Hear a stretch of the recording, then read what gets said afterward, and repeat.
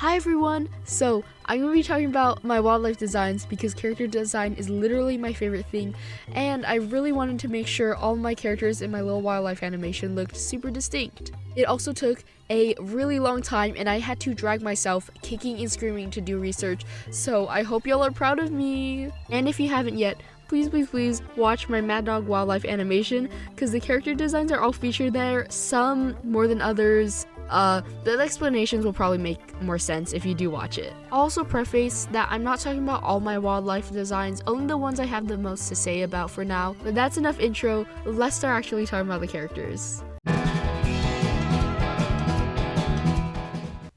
Okay, so first off, the stars of the show being the Spanners.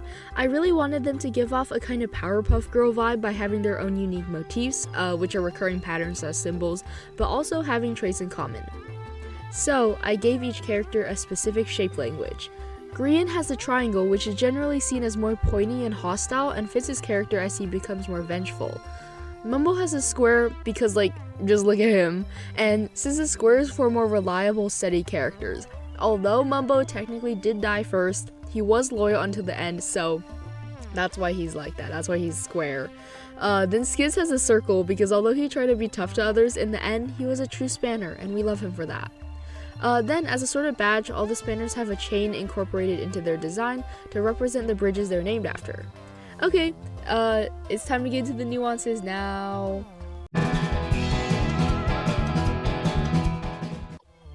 First of all, the main character, Grian. He's based off of a scarlet macaw because pesky bird. There's not much more thought put in that.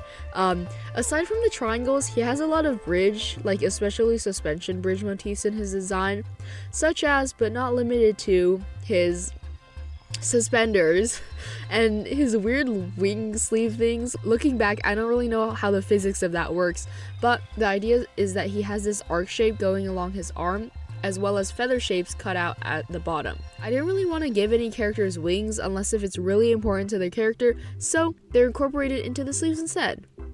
Since Timmy, who's based off of a canary, also floats around the video every now and then, I wanted to make sure that the two bird species look different. So you'll see Grian has funny talons and he kind of has two thumbs, although one of them is a pinky sometimes, which is a thing that a lot of parrots actually have. He's also got a short curved parrot beak. I also wanted to hint to watcher motifs a little bit, so he's got a pair of eyes under his main eyes. They usually don't have pupils since they're also meant to be kind of ambiguous to these colored stripes that parrots have under their eyes. It's super cute and I wanted to make a nod to that. After the Bambunker explosion, I kind of consider Grian's friendship arc ended because all of his past friendships have been cut off at this point, so his clothes become more tattered as he enters the final battle. Specifically, you'll see with a quote-unquote severed bridges motif, his wing sleeves are blown off, also because I don't want to draw them anymore. And then additionally, I wanted to emphasize asymmetry in his design, since it's often associated with instability or being a dynamic character. So you'll see that his suspenders are askew, and his little spanner badge is partially detached, which is so sad. But that is basically it for Grian, and let's move on to Mumbo. Alright, now, Mumbo Jumbo is based off of a big-eared bat. His design also has a lot of minor references because of a lot of people drawing ties to him and Jimmy, so the vibe I was kind of going for is cave-dwelling vampire. Also, since Skizz also wears a suit and tie, I wanted to further push the vampire vibes, so I referenced 1850s English menswear with his crop suit, tailcoat, and sort of jabbit collar. I don't know if that's the right term. His tailcoat is angular and kind of spread apart to resemble bat wings, and allegedly the front of his suit is supposed to be in the shape of a pickaxe, but it's exceedingly subtle, but I hope you can tell if I highlight it. I also included a more obvious version of this design on the back, which also kind of has extra points to double as a fang design. His Spanner's badge, which is on a different place in each of the Spanners, spans from the button to the side of his suit, which is pretty troublesome in my opinion. My favorite part of his design, apart from his mustache, of course, are his stylized eyes because no matter what, he looks so anxious all the time and I think that's really funny. Oh, also he has big freaking ears, as big-eared bats do. They also have a sort of line running down the middle of their ears, which for Mumbo I made more angular and right angles because I wanted them to kind of represent redstone lines. That's basically all for his normal design. Now Mumbo has a little bit of a zombie design as well, which shows up for approximately 2 frames in the entire animation. But basically, apart from being more decayed, the zombies also reflect how they lost their last life. For Mumbo, he got exploded, but then I decided specifically he tripped on a thing of dynamite and fell backwards onto the TNT minecart. That means as a zombie, his back and the back of his head is the most like skeletal changed part. I also messed with the shape language a bit, if that came across at all, by including more triangles to represent his hostility. His Spanner's badge is also entirely gone because he's not friends with Grian anymore. So unfortunate. But yeah, that's basically everything from Mumbo. And last but not least of the Spanners, Skizz. He's a bumblebee because I'm gonna be honest, he bumbled through that series and we love him for that. The most notable part of his design are all the stripes. Since his original Minecraft skin has scars on his arms, I wanted to include that, but also transition them into bumblebee stripes. A lot of his edges are rounded because bro is not that threatening, including his ripped suit hems, which are now bee wings, because he was a fairy.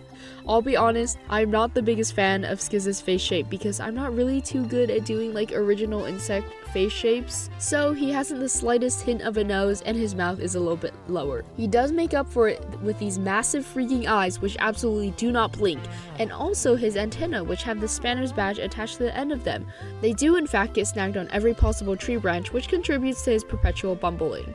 As a zombie, a lot of Skizz's stripes become more like rips, and since he fell to his death from a wind charge by Tango, I decided that getting impaled by a stalagmite is also a part of it. Thus, his head has a little sliver of a stalagmite in it, and his curls are looser, Pinkie Pie style.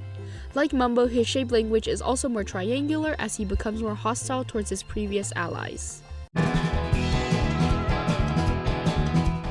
Okay. Now we're getting onto one of my favorite designs. Pearl's character is based on a sheep, and her whole motif is kind of like a sheep in wolf's clothing thing, as I was really inspired by her double life 5 a.m. Pearl character. And in wildlife, Pearl tends to, or at least tries to, put on a menacing front, but in reality, she does care deeply for her team. Now, obviously these two things don't have to be separate, and I guess it's sort of like the metaphor of becoming so accustomed to the wolf charade that becomes part of you. So, with each of the G's, they have their own shape motif, and Pearl's is the zigzag, which represents teeth, as well as some smaller moon symbols because of course. To unify the character, this pattern is spread all throughout her person. And for Pearl's hair, which is my absolute favorite part, she has like fang-shaped bangs on the top and curtain bangs, and then moon-shaped horns on the bottom, which kind of represents like an open jaw.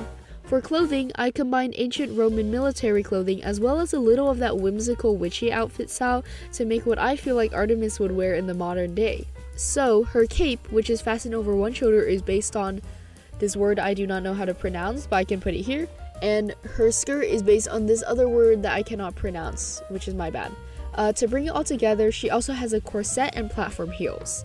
She has an eye-shaped earring because I like to think that when Pearl gifted her totem of undying to Impulse, he gave her his eye earring in return. So Impulse is wearing the totem of undying as an earring, and then Pearl the eye earring. This also symbolizes the two's friendship because I think they were the closest of the G's and were always up to shenanigans together. By the way, before I move on to Gem, I noticed that when the two are drawn together, a lot of the time they are the same height, but in real life Pearl is like actually 6 feet tall, and I just feel like the people have been really sleeping on this. Like that's almost 3 standard deviations away from the average woman height. If y'all know what that means. Basically, that means there's a 99% chance you are shorter than pearlescentmoon if you are a woman, and I think that's really cool. And then in my script, it says, I love women. Who put that there? Okay, anyway. Moving on to Geminitay. Okay, so I absolutely cannot be normal about any shiny duo interactions, so I made sure that Pearl and Gem share a ton of parallels in their designs. Gem is based off a deer, and similarly to Pearl, although she's technically like a prey animal or something, she still has a lot of sharp angles. Like my absolute favorite part of her design, which are the antlers. They draw inspiration from a bear trap, because it's like, sure, Gem seems all nice and accommodating and family and live, laugh, love, but she is not afraid to release her vengeance and attitude onto others, especially Pearl. and I absolutely adore her for that. She is so girl boss. And she has, and y'all are gonna love this, doe eyes, as well as curly hair and bangs that are kind of in like a buck teeth shape to foil Pearl's sharp fang hair. Gem's outfit is a mix between car mechanic and cottagecore whimsy, so I decided to give her a collared button up and overalls. But yeah, anyway, I just really love how Pearl and Gem follow each other. Like, Pearl has older clothing and Gem has modern clothes. Pearl has lower ears and Gem has higher ears. Pearl's horns go down and Gem's points up, and Pearl tall, Gem short. And you know, I absolutely ate it up when their yellow skin both have the matching heterochromia. Like, I couldn't help drawing that a little bit. But yes, I love them so much. And that's it for Gem. Okay, and thank you for listening to all my character design ramblings. Do let me know what your own design headcanons are and if you change or build upon any of mine. I always love seeing what other people in the fandom make up, which obviously ends up reflected in my own work because everyone's just like so creative. It's so cool. And if this was in the slightest entertaining, then I'm very glad. You can like and subscribe or something if you want. And if you want to hear more about this, let me know. But yeah, I absolutely love character design, and you might even see me around doing some more. Alright, that's all. Bye bye.